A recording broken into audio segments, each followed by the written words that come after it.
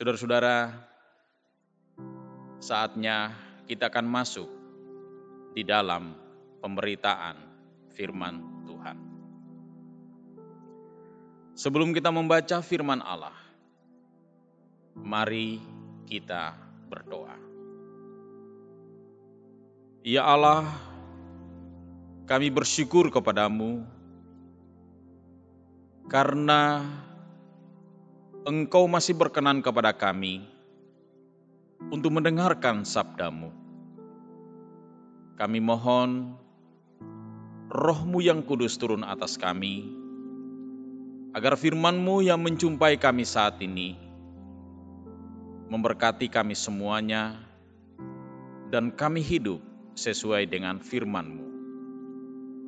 Ya Allah, hamba-Mu yang akan menyampaikan kebenaran firman-Mu, urapilah dengan kuasa Roh-Mu yang kudus, agar juga mampu menyampaikan kehendak-Mu yang akan hamba-Mu sampaikan.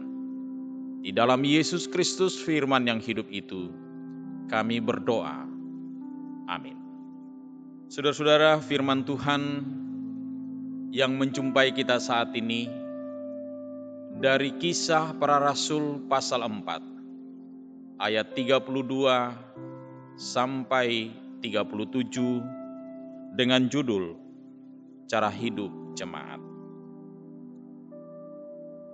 Adapun kumpulan orang yang telah percaya itu, mereka sehati dan sejiwa, dan tidak seorang pun yang berkata bahwa sesuatu dari kepunyaannya adalah miliknya sendiri, tapi segala sesuatu adalah kepunyaan mereka bersama.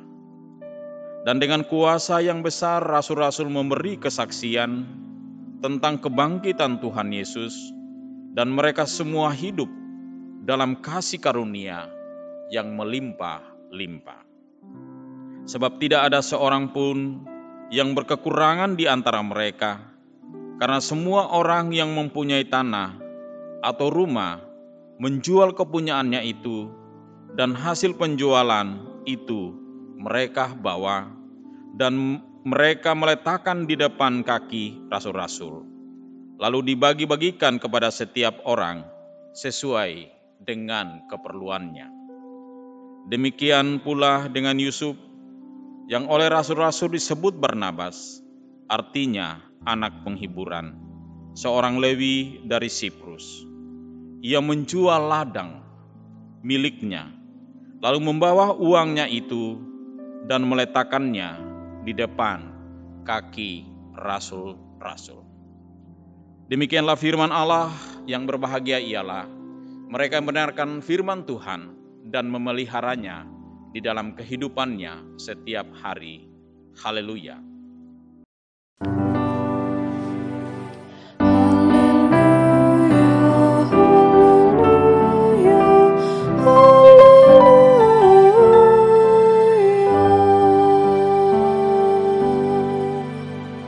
Saudara-saudaraku yang dikasihi oleh Tuhan,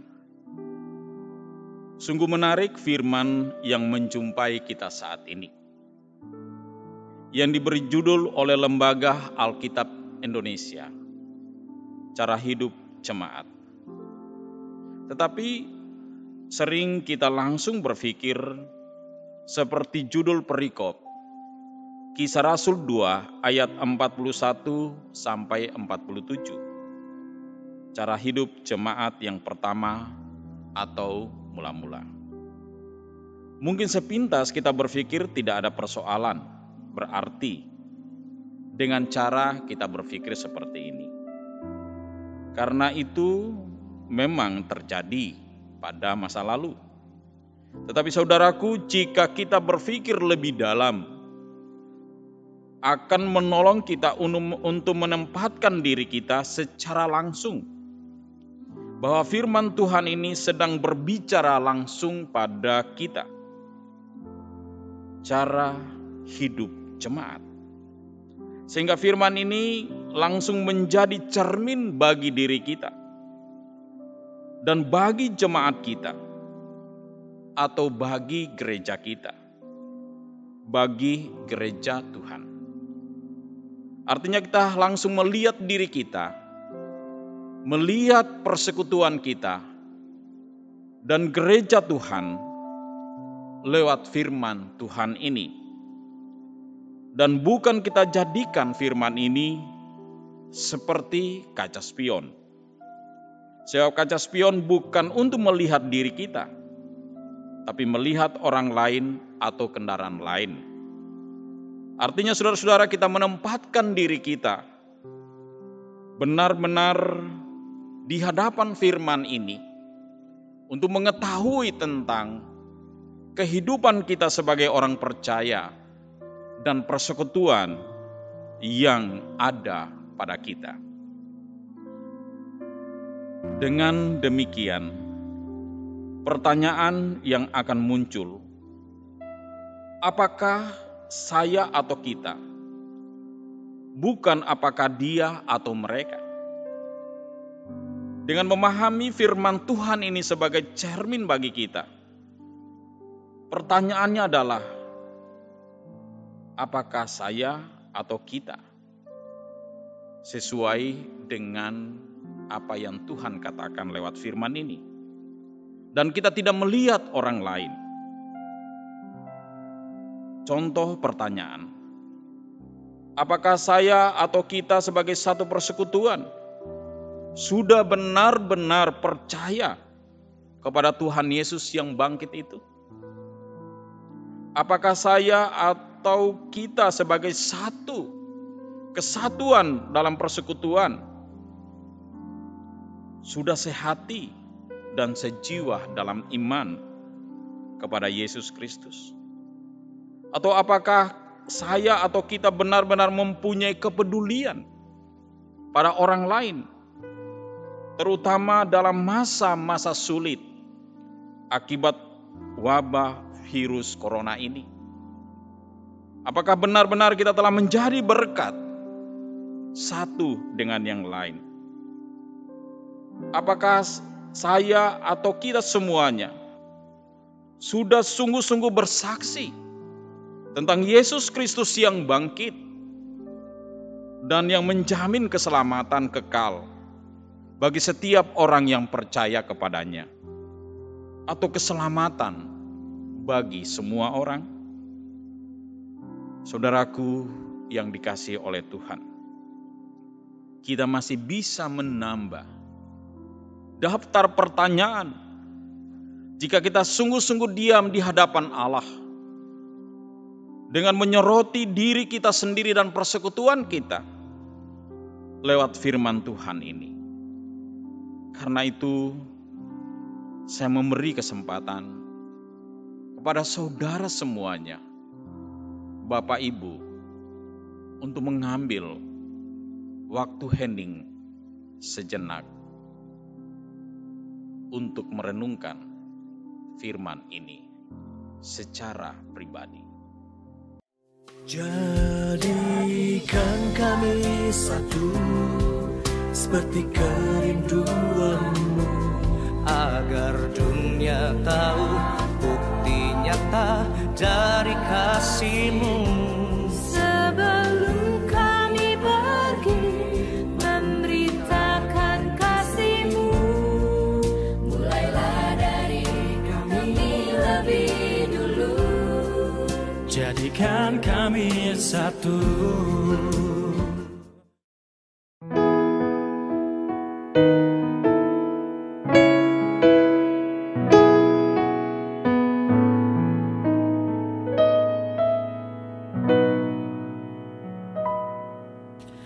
Berikan ku hati seperti hati-Mu yang penuh dengan belas kasihan. Berikan ku mata seperti mata-Mu, memandang tuaian di sekelilingku. Berikan ku tangan-Mu untuk melakukan tugas-Mu. Berikan ku kaki-Mu melangkah dalam rencana-Mu. Berikan berikanku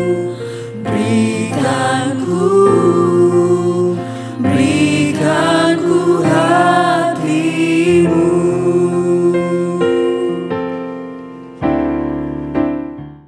Saudaraku yang diberkati Tuhan, saya percaya banyak hal yang kita dapatkan dalam perenungan atas firman-Nya ini yang menjumpai kita saat ini. Dan marilah kita memperhatikan beberapa hal untuk kita renungkan bersama. Pertama, orang percaya sehati dan sejiwa. Apakah yang menjadikan orang percaya sehati sejiwa? Apakah karena sekedar solidaritas, sebab mereka berada dalam situasi dan kondisi yang sama? Jika ini saja, maka kebersamaan itu sifatnya sementara. Tapi saudara, jika kita memperhatikan perikop atau pasal-pasal sebelumnya dari Kisah Para Rasul ini, sudah jelas yaitu karena mereka ada dalam kesatuan kuasa, yaitu Roh Kudus. Jika rohnya sama, pasti ada kesatuan hati dan jiwa.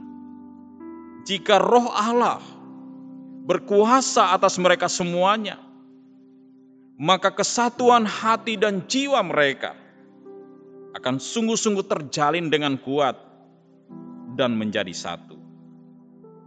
Dan saudara, melalui kuasa Roh Kudus itulah, setelah Yesus Kristus naik ke sorga, dan khususnya bagi kita saat ini, kita mengenal Bapa Pencipta yang penuh kasih, dan kita mengenal Allah dalam karya penyelamatannya di dalam Yesus Kristus.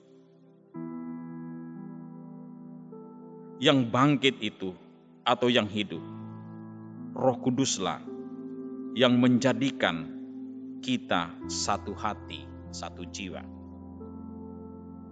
Untuk seluruh umat yang percaya kepadanya. Bahkan kesatuan hati orang percaya di sepanjang masa dan segala tempat kepada Yesus Kristus yang bangkit itu adalah karena kuasa Roh Kudus yang mempersatukan. Saudara, atau dalam bahasa yang lain, karena kita mempunyai iman yang sama dalam Allah Tritunggal yang Esa, Bapa, Putra, dan Roh Kudus. Itulah yang mengikat kita saudara-saudara dalam kesatuan hati dan kesatuan jiwa. Dan ini biasanya kita dengarkan ketika pengakuan iman akan diikrarkan. Didahului dengan kalimat, marilah kita mengikrarkan pengakuan iman bersama dengan sekalian orang percaya di segala tempat dan sepanjang abad.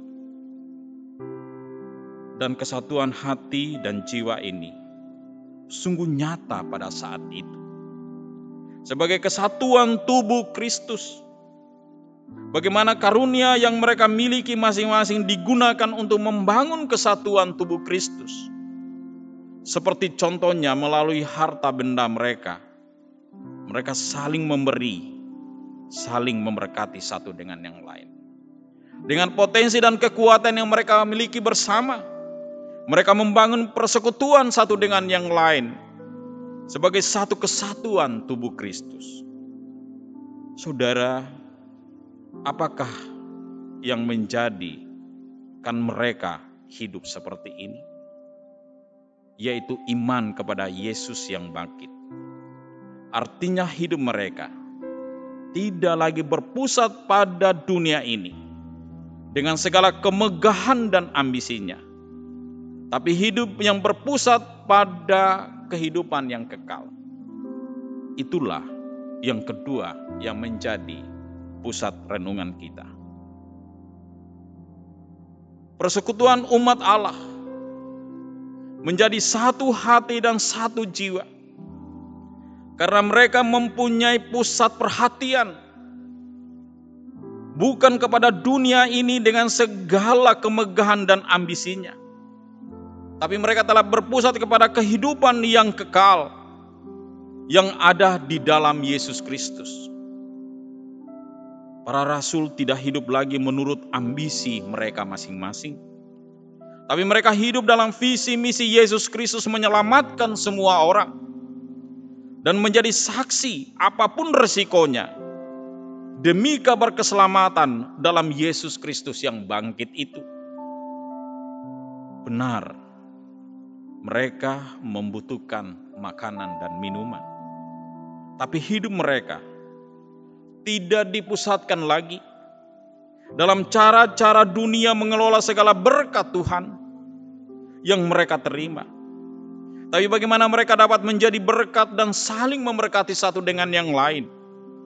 Dan jika mereka memberi, bukan lagi untuk memperoleh keselamatan, tapi mereka memberi karena telah percaya bahwa keselamatan telah menjadi jaminan dalam iman mereka kepada Yesus Kristus yang bangkit itu. Karena mereka percaya bahwa keselamatan itu mereka telah peroleh di dalam anugerah yang diberikan oleh Yesus Kristus lewat penebusan dosa dan kebangkitannya. Saudaraku, ini sesungguhnya mengandung pengajaran juga untuk kita semuanya. Bagaimana hidup kita sungguh-sungguh harus terpusat pada Tuhan Yesus Kristus yang bangkit itu. Berpusat pada Allah atau Tuhan yang hidup sebagai sumber berkat dan keselamatan. Bahwa setiap kita yang percaya kepada Tuhan Yesus yang bangkit, iman kita tidak menjadi sia-sia. Karena kehidupan yang kekal merupakan jaminan yang pasti kepada setiap orang yang percaya kepadanya. Karena Ia berfirman, "Akulah jalan, kebenaran, dan hidup. Tidak ada seorang pun yang datang kepada Bapa kalau tidak melalui Aku." Dan jika kita memberi, marilah kita memberi karena kita sadar hidup kita semata-mata karena pemberian Tuhan. Termasuk segala berkat yang kita terima, saudara. Apakah itu berupa talenta, kesehatan, kekuatan, tanggung jawab atau posisi, harta benda, atau apapun yang kita miliki. Semuanya itu adalah pemberian Tuhan. Semuanya itu adalah anugerah Tuhan. Dan sudah pasti, keselamatan yang kekal adalah hanya oleh anugerah dalam Tuhan Yesus Kristus. Saudara-saudaraku, mungkin sering kita mendengar apa arti sebuah nama. Ini hal yang berikut yang kita renungkan. Dalam bacaan kita saat ini, disebut seorang yaitu Yusuf. Dan oleh rasul-rasul menyebut dia Barnabas. Artinya anak penghiburan. Ternyata ia sungguh hidup sesuai dengan sebutan para rasul tersebut. Sebab ia telah menjadi penghibur. Penghiburannya tidak sekedar kata-kata, tapi tindakan. Sebab ia juga membawa harta miliknya untuk menolong yang lain melalui para rasul. Apa yang dia miliki ia berikan untuk menolong orang lain. Bahkan saudara-saudara, dipercaya sesuai dengan catatan yang ada bahwa Barnabas inilah yang menolong Paulus untuk mempertanggungjawabkan kerasulan Paulus itu ketika ada sidang di Yerusalem. Betul-betul dia menjadi seorang penghibur. Saudara, Yesus pernah mengatakan bahwa ia akan mengirimkan penghibur, yaitu Roh Kudus, Roh kebenaran. Yohanes 14 ayat 26 dan Yohanes 15 ayat 26. Dan kita lihat bagaimana Roh Kudus bekerja bagi para rasul, bagi kita dan bagi gereja saat ini. Benar bahwa Yesus telah memberikan penghibur bagi kita, atau Roh Kudus itu disebut sebagai penghibur yang tidak hanya menguatkan hati kita, tapi memberikan kehidupan, menolong kita dalam situasi apapun. Dan Dia bersama dengan kita. Allah berkarya dalam kuasa Roh Kudus kepada siapapun dan dimanapun dan kapanpun. Penghiburan yang Allah berikan adalah penghiburan yang utuh. Saudara-saudara, selain kita mempunyai nama pribadi, tetapi kita yang percaya kepada Yesus Kristus disebut dengan nama orang Kristen atau pengikut Kristus. Dengan demikian nama ini ada tanggung jawabnya. Atau bagaimana kita harus hidup sebagai pengikut Kristus dimanapun dan kapanpun kita berada. Kita tidak bisa menyangkali itu, saudara. Nama yang kita bawa sebagai orang-orang yang mengikut Kristus harus memberikan warna keteladanan seperti yang Yesus Kristus telah lakukan bagi kita. Kita sungguh menjadi surat terbuka Kristus bagi setiap orang atau yang dapat membaca. Kita adalah surat terbuka Kristus yang dapat dibaca oleh setiap orang.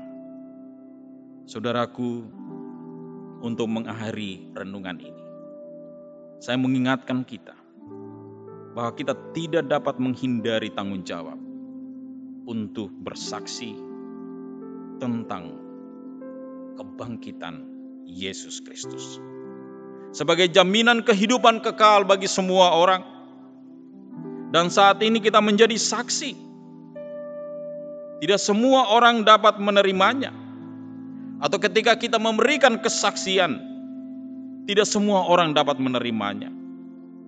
Tapi firman Allah melalui introitus kita pada minggu ini memberikan kita kekuatan. Yesus berkata kepada murid-muridnya, "Barang siapa mendengarkan kamu, ia mendengarkan aku. Dan barang siapa menolak kamu, ia menolak aku." Lukas 10 ayat 16. Karena itu, tetaplah bersaksi dalam kuasa Roh Kudus, atau tetap rendah hati dalam bersaksi dan dalam melakukan kesaksian. Marilah kita semuanya melakukannya hanya di dalam kuasa Roh Kudus. Karena Roh Kuduslah yang menolong kita untuk menjadi saksi. Dan Roh Kuduslah yang memampukan orang untuk percaya kepada Kristus. Semuanya itu adalah karya Allah. Tapi kita bersyukur jika Allah melibatkan kita dalam karya penyelamatannya yang diperuntukkan untuk semua orang, agar semua orang dapat memperoleh kehidupan yang kekal. Tapi jika ada yang menolak, kuatlah, karena bukan kita yang ditolak, tapi sesungguhnya Tuhan sendirilah. Saudara-saudara, siapapun kita, apapun keberadaan kita, kita adalah saksi Kristus. Tuhan Yesus menolong dan memberkati kita semuanya. Jadilah saksi. Amin. Saudara-saudara, mari kita masuk dalam saat teduh.